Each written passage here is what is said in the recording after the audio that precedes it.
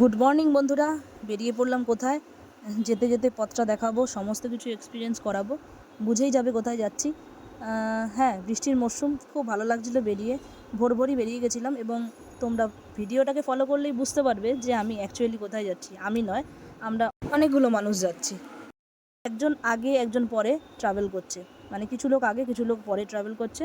সবাই এক জায়গায় হব, দেখাবো। সমস্ত কিছু দেখতে গেলে কিন্তু ব্লগটার সঙ্গে থাকতে হবে। চলো দেখতে থাকো কী করছি সারা দিন ধরে। বৃষ্টি ভেজা ভোরের সকাল। হ্যাঁ, যখন রওনা দিয়েছিলাম তখন বৃষ্টিবাবু আমাদের এই অঞ্চলে এসে তার নিদ্রাটাকে ভাঙিয়েছে। জানি না ওপারে গিয়ে আমরা বৃষ্টি পাবো কিনা এবং কোন পারে যাচ্ছি সেটাই সাসপেন্স। চলো যেতে যেতে দেখতে পাবে কোথায় যাচ্ছি। হ্যাঁ, দাঁড়িয়ে দাঁড়িয়ে পোজ দিচ্ছিলাম না, বৃষ্টিটা দেখালাম আর আমরা বাসের জন্য ওয়েট করছি।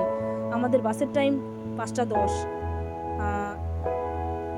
চলো দেখতে থাকো কোথায় যাচ্ছি, সমস্তটা তোমাদের সামনে তুলে ধরো। হ্যাঁ বন্ধুরা, ঠিক ধরেছো, গঙ্গা মানেই কোলাঘাট আমরা পৌঁছে গেছি। আর আমরা কোলাঘাট নেমে একটু চা পানি খেয়ে নিলাম। আশা করছি সবাই বুঝতেই পারছো আমরা কোথায় যেতে চলেছি। হ্যাঁ, একদম ঠিক ধরেছো, আমরা দীঘায় যাচ্ছি এবং সম্পূর্ণটা তোমাদের সঙ্গে শেয়ার করতে চলেছি। হাতে চায়ের কাপ, একটু একটু শীতল হাওয়া বইছে কারণ বৃষ্টি হয়েছে সদ্য।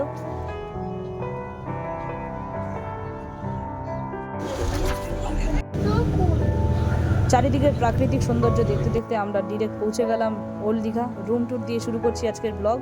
এই আমাদের রুম, আমরা আদিত্যা ইন্টারন্যাশনালে ছিলাম। হোটেলের সমস্ত ডিটেলস আমাদের দিয়ে দেবো, কন্ট্যাক্ট নাম্বার থেকে শুরু করে রুম প্রাইস সমস্ত কিছু সঙ্গে থাকতে হবে। আর অনেক এক্সাইটেড ব্লগটা হতে চলেছে। দেখো, আনন্দ করো এবং অবশ্য কমেন্ট করে জানিও যে কেমন লাগলো।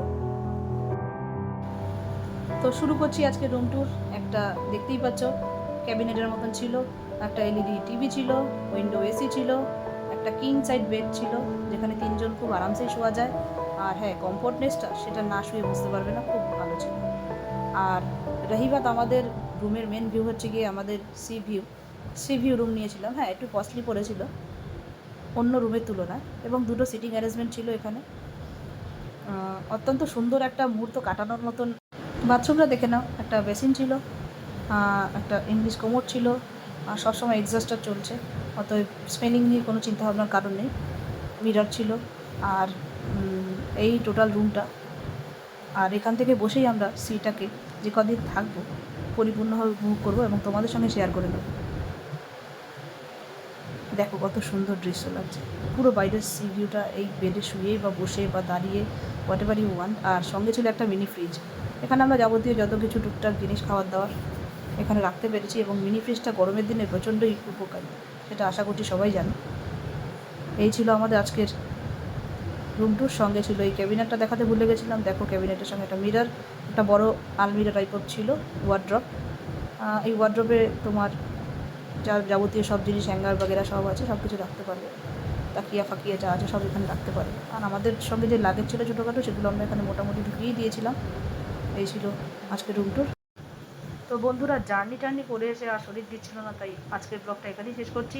এর পরবর্তীতে কিন্তু সমস্ত কিছু, যত কিছু এক্সপ্লোর করছি সব তোমাদের জন্য কিন্তু শেয়ার করব।